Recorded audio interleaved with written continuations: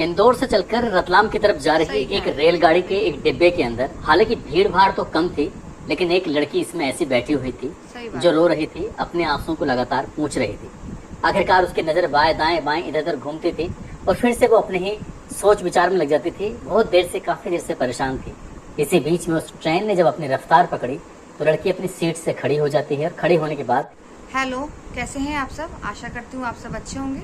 आज मैं आपको एक ऐसी स्टोरी बताने वाली हूँ, ऐसा वाक्य बताने वाली हूँ जो एक फिल्मी दुनिया से कम नहीं है। जी हाँ, ये फिल्म जो है जब वी मेट, उस पे ही आधारित ये सच्ची घटना है, जिसे सुनकर आप भी शॉक हो जाएंगे, आप भी दंग रह जाएंगे। ऐसा भी हो सकता है कि एक जीवन में क्या फिल्मी दुनिया का सीन भी क्रिएट हो सकता है। जी हाँ, ये घटना है गुजरात की रहने वाली एक 22 वर्षीय छात्र श्रद्धा तिवारी की, जो कि जब वी मेट फिल्म पे बिल्कुल पूरी उसी पे आधारित है।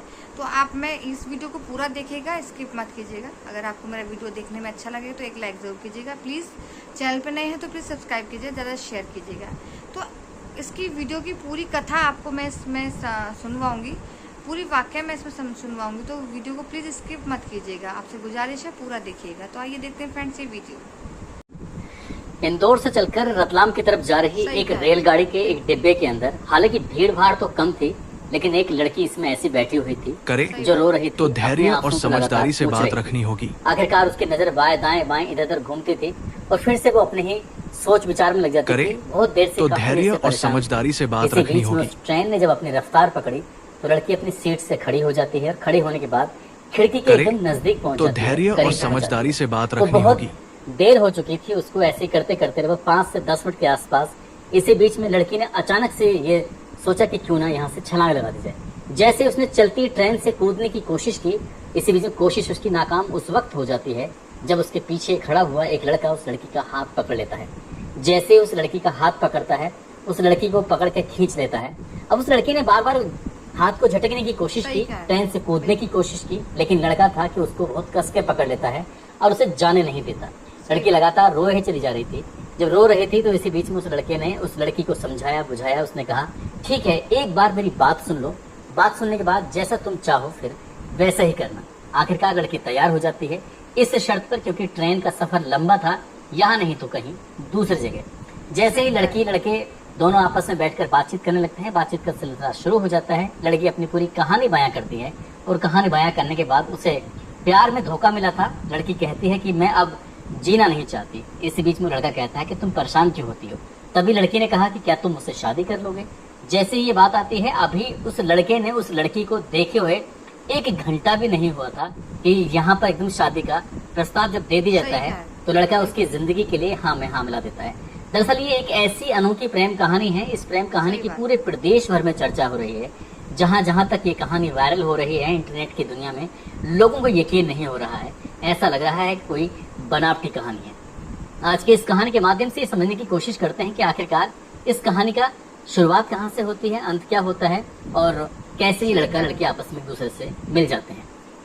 आदाब, नमस्कार, सत श्री अकाल। मैं उस्मान सैफी। आज की जो सच्ची घटना मैं आपको सुनाने जा रहा हूँ, ये सच्ची घटना है मध्य प्रदेश के एक इंदौर शहर की। इंदौर शहर की कहानियां आजकल बहुत ज्यादा मशहूर हो रही हैं। ऐसी एक कहानी है, MIG थाना क्षेत्र का जनता क्वार्टर्स का एक इलाका है। वहाँ का रहने वाला एक अनिल तिवारी नाम का व्यक्ति है, जो कि नजदीकी पुलिस स्टेशन यानी कि MIG थाने में जाता है। और MIG थाने में जाने के बाद कहता है कि साहब 23 अगस्त 2025 की दोपहर लगभग 2 बजे के आसपास का वक्त रहा होगा, उसकी बेटी अचानक से घर से लापता हो जाती है। ये उसका फोटो है। वो लड़की BBA 3rd ईयर की छात्रा है, जो कि एक गुजराती कॉलेज है, वहाँ पर पढ़ती है। पूरी जानकारी, पूरी कहानी उस लड़की के बारे में दी जाती है। बताया जाता है कि मैंने उसे डांट दिया था, तो इसी बात पर नाराज हो गई थी और नाराज होकर घर से चले जाती है। साहब मेरी बेटी को ढूंढ दीजिए, उसको तलाश कर दीजिए। जब पिता ने पुलिस के सामने अपनी बेटी के बारे में पूरी जानकारी दी तो पुलिस ने इस मामले में गुमशुदगी दर्ज कर ली और दर्ज करने के बाद कहा कि हम अपनी तरफ से पूरे प्रयास करेंगे, आप बिल्कुल निश्चिंत रहिए, आप भी अपनी तरफ से प्रयास करिए, हम भी अपनी तरफ से प्रयास करते हैं। आखिरकार उस लड़की का जो मोबाइल था वो घर पे ही था, कोई डॉक्यूमेंट्स, कोई कपड़े, कुछ भी नहीं। सिर्फ लड़की जाती है तो अकेली ही यूं ही चली जाती है। कहाँ जाती है, किसके सहारे जाती है, बस पुलिस इस मामले की जांच पड़ताल में जुट जाती है। साथ ही माता पिता अपने तरीके से वो इसमें कोशिश कर रहे थे, आसपास के लोगों से पूछताछ कर रहे थे। उसके साथ पढ़ने वाले जितने भी लड़के और लड़कियां होते हैं उन सबसे पूछताछ कर रहे थे, लेकिन माता पिता को कहीं भी कोई सफलता नहीं मिल पा रही थी। आखिरकार उस लड़की के सही कहा। पास जो मोबाइल होता है उसके डिटेल निकलवाई जाती है और साथ ही घर के एक एक सदस्य से बारीकी से पूछताछ की जाती है कि वो किसके संपर्क में थी, किससे ज्यादा बातें किया करती थी। कोई भी जानकारी हो तो जो उसकी बहन थी, बहन ने जो भी जानकारी दी आखिरकार पुलिस के लिए वो बहुत कारगर साबित होती है। आखिरकार पुलिस ने जो आसपास के लगे हुए सीसीटीवी कैमरे थे, जिस वक्त घर के लोगों ने बताया था कि वो इस वक्त इनकी 23 अगस्त 2025 के दोपहर 2 बजे के आसपास से लापता है, तब पुलिस ने आसपास लगे जितने भी सीसीटीवी कैमरे थे उनको भी खंगालना शुरू कर दिया। आखिरकार पता चलता है कि घर से लगभग 3 किलोमीटर दूर एक जगह लगती है लोटस चौराहा, और लोटस चौराहे से विजयनगर की तरफ वो जाती हुई दिखाई देती है। उसने लाल रंग की टी शर्ट पहनी हुई है, हालांकि उसके पास कोई ऐसा सामान नहीं था जिस सामान को वो अपने साथ लेके जा रही हो। जींस और टी शर्ट पहन के अपने घर से निकली थी, दोनों हाथ उसके खाली होते हैं। आखिरकार पुलिस ने ये देखने की कोशिश की, साथ ही जो बहन ने एक जानकारी दी थी, साथ ही मोबाइल की डिटेल से जो पता चलता है तो एक लड़के का नाम सामने आता है, और लड़का का जो नाम होता है वो होता है सार्थक गहलोत। सार्थक गहलोत के बारे में जब पुलिस ने पूछताछ करना शुरू किया है तो आखिरकार उसका भी पता चल जाता है। 24 अगस्त और 25 अगस्त 2 दिन लगातार उस लड़के से पूछताछ की जाती है, उससे हिरासत में लिया जाता है, उससे पूछा जाता है कि आखिरकार लड़की कहाँ है, उसके बारे में जो भी तुम्हें जानकारी है वो सच सच बता दो। जब लड़के से सख्ती से पूछताछ की जाती है, कहता है कि साहब अब फिलहाल जो श्रद्धा तिवारी है, जिसको आयुषी भी कहते हैं, अब उसके संपर्क में नहीं है। यकीन करो उसका जो मोबाइल नंबर है अब उसने उसको ब्लैक लिस्ट में डाल दिया है, वो उससे बात नहीं करती, उसे कोई संपर्क नहीं है। वो लगातार पुलिस को यही तसल्ली दे रहा था। 24 तारीख पूरी निकल जाती है, 25 तारीख पूरी निकल जाती है। जो पहली बार उसने बयान दिया था वो अपने बयानों पर लगातार अटका हुआ था, इसलिए पुलिस के लिए अब कोई नया रास्ते की जरूरत थी। पुलिस अपने नए रास्ते की तलाश में जुट जाती है, और लेकिन पुलिस को आखिरकार जब कोई सफलता नहीं मिलती है तब उस लड़की के पिता, जिसका लड़की का नाम आयुषी उर्फ श्रद्धा तिवारी होता है, उम्र उसकी 22 साल के आसपास होती है, 23 तारीख को वो लापता हो जाती है। पुलिस ने 24-25 में एक लड़के से पूछताछ की जो उसका कथित प्रेमी बताया जाता है। आखिरकार अगले दिन यानी कि 26 अगस्त को उस लड़की के पिता ने किसी पंडित से पूछा, उसने पूछा कि भाई मेरी बेटी लापता हो गई है, क्या उसके बारे में कहीं अता पता हो, कैसे उसके बारे में जानकारी मिल सकती है। तब एक टोना टोटका बताया जाता है कि आप उसकी फोटो घर के दरवाजे पर उल्टी टांग देना और वो लड़की घर वापस आ जाएगी। जैसे बताया जाता है तो पिता ने ये भी काम किया। साथ ही पिता ने सोशल मीडिया के माध्यम से ये ऐलान कर दिया कि उसके बेटे के बारे में जो भी कोई पता देगा वो उसको 51,000 रुपए का इनाम नगद देंगे। जैसे ये बात सोशल मीडिया पर वायरल होती है तो कुछ लोग सक्रिय भी हो जाते हैं। पुलिस इस मामले में पहले से ही काम कर रही थी, लेकिन 28 अगस्त 2025 की शाम को इसी लड़की यानी कि श्रद्धा का अपने पिता अनिल तिवारी के पास फोन पहुंचता है। वो कहती है कि पापा मैंने कुछ नहीं कहा है, मैं बहुत ज्यादा भूखी हूँ, क्या आप मुझे 500 रुपए दे सकते हो। पिता पूछते हैं कि बेटा तू बिल्कुल परेशान मत हो, जहाँ भी है वहां से तो वापस आ जा, पैसे क्या जितना में हमारे पास पैसा है हम सब कुछ तो उसको लुटा देंगे, लेकिन तू घर वापस आ जा। अब जब घर वापस आने वाली बात आती है, जो भूखी थी तो उसको 500 रुपए की व्यवस्था की जाती है। ऑनलाइन 500 रुपए ट्रांसफर किए जाते हैं, तब उस बेटी ने खाना वगैरह जो भी खा सकती थी खाया। उसके बाद ये पता चलता है कि वो लड़की मंदसौर में थी, मंदसौर के गांव में थी, वहां से निकल के फिर वो आती है। अगले ही दिन यानी कि 29 अगस्त 2025 की सुबह आयुषी एक लड़के के साथ, जिसका नाम करणदीप योगी होता है, उसके साथ सीधे पहुंच जाती है इंदौर के जो एक थाना होता है MIG, उस थाने में जब पहुंच जाती है तो पिता भी उस थाने में होते हैं, बेटी भी होती है, साथ में एक लड़का होता है। उस लड़के की उम्र लगभग 24 साल के आसपास रही होगी। पेशे से वो कोई ज्यादा बड़ा अच्छा काम नहीं करता है, लेकिन बताया जाता है कि इलेक्ट्रीशियन है, एक तरह का मजदूर है, लेकिन ये लड़की काफी पढ़ी लिखी भी है, उसके परिवार के लोग भी अच्छे हैं, अच्छे पैसे वाले भी हैं।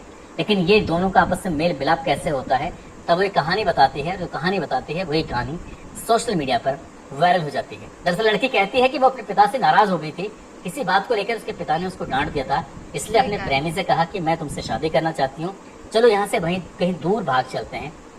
तब उसने जो सार्थक गहलोत होता है उससे बातचीत करती है, और बातचीत करने के बाद इन दोनों में तय हो जाता है कि हम इंदौर के रेलवे स्टेशन पर मुलाकात करेंगे और वहीं से कोई भी दिशा जो मिलेगी उसी दिशा की तरफ निकल जाएंगे, शादी करेंगे और अपनी जिंदगी जिएंगे। ऐसे ही करने के बाद जो श्रद्धा तिवारी होती है सीधा इंदौर के रेलवे स्टेशन पहुंच जाती है, और वो अपने प्रेमी का इंतजार कर रही थी, जिस उसने समझा कि उसका जो प्रेमी है इसी ट्रेन में है जो रतलाम की तरफ जा रही थी। पहले से क्योंकि वो तय हो चुका था, जो उसका मोबाइल था वो अपने घर पर छोड़ चुकी थी, कम्युनिकेशन का कोई साधन नहीं था, वो बातचीत कैसे करेंगे कैसे नहीं, क्योंकि मोबाइल को इसलिए साथ लेके नहीं जाना चाहते थे क्योंकि बहुत जल्दी ही पुलिस उन्हें आराम से पकड़ सकती है। अब वो लड़की इस ट्रेन में तो बैठ जाती है, लेकिन उसका प्रेमी नहीं आता। ट्रेन चलने लगती है, वो काफी देर तक इंतजार कर रही थी जब प्रेमी नहीं आता है, तो ट्रेन में बैठे हुए परेशान थे, रो रही थी, बिलख रही थी।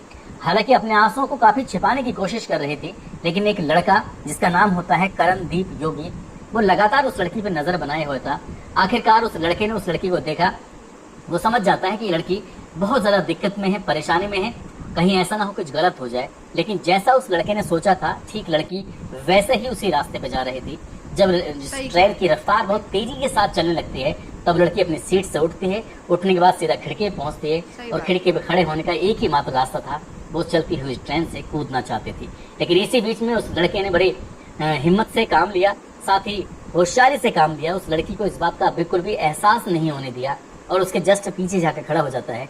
जैसे वो लड़की कूदने की कोशिश कर रही थी, तुरंत ही उसने उसको लपक लिया और लपकने के बाद उसने कहा कि मैं तुम्हें यूं ही नहीं जाने दूंगा। अब इसमें दोनों में काफी बहस भी होती है, एक दूसरे को हाथ से वो लड़का पकड़ने की कोशिश कर रहा है तो लड़की उसे हाथ झटकने की कोशिश कर रही है, वो कूदने की कोशिश कर रही है। काफी गहमा गहमी भी होती है। आखिरकार लड़का उस लड़की को समझाता है, बुझाता है, शांत करता है, कहता है कि बस मैं तुम्हारी एक बात सुनना चाहता हूँ। जैसे ही वो लड़के ने बात सुनी, जो मूवमेंट था गुस्से वाला, परेशानी वाला, वो दूर जा चुका था। अब लड़की का दिमाग थोड़ा ठंडा हो जाता है, उस लड़की की बातें सुनती है।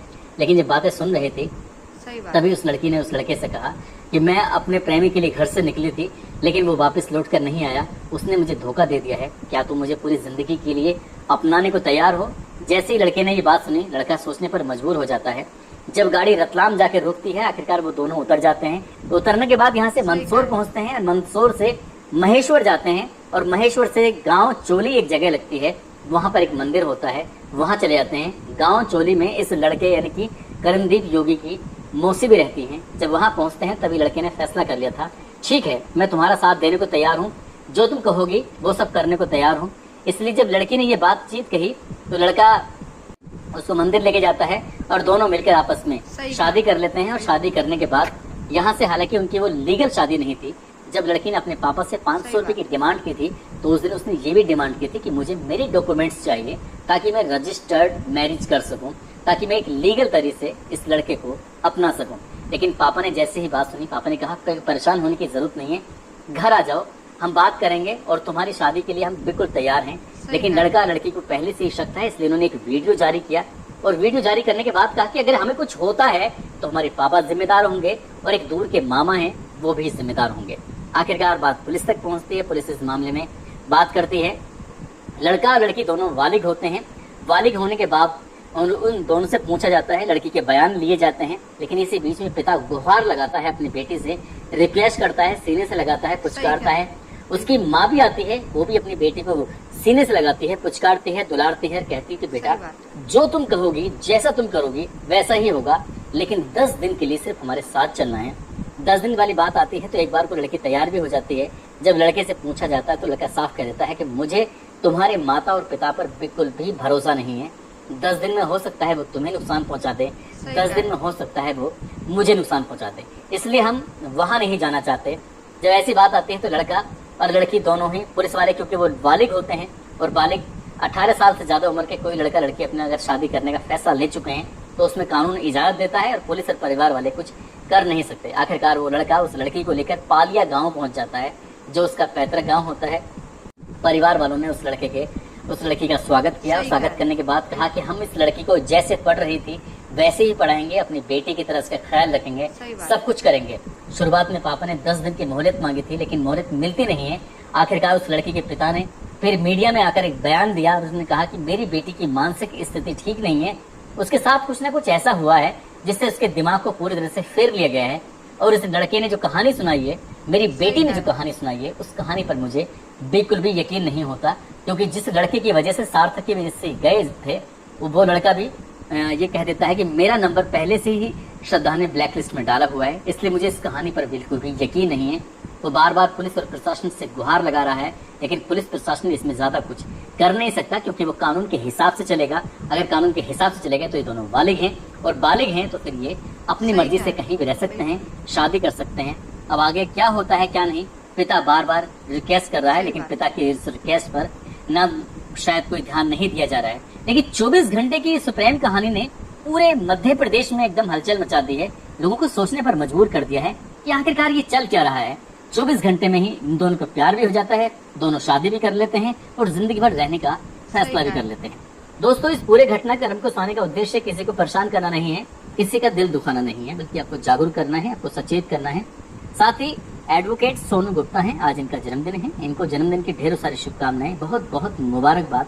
और कुछ लोगों ने नाम लेने की अपील की है, जिसमें माहिरा परवीन है, हारून रशीद है, अभिमन्यु सिंह, तस्लीम खान, मोहम्मद गुफरान, श्रीकांत सूर्यवंशी, इफरान नाज, आदित्य गुप्ता, दिलशाद अहमद, मोहम्मद जिशान अंसारी, परवेज सैफी, अंसार अहमद, मोहम्मद नौशाद खान, आफ्ताब हुसैन, मयंक राज, ऋषभ सिंह, गुरबिल रंधावा, इमरान हाशमी, इमरान अंसारी, हमीम खान, अर्जुन सिंह राजपूत, गुड्डू चौहान, विपिन कुमार। आप सब लोग अपना ख्याल रखें, सुरक्षित रहें। जय हिंद, जय भारत।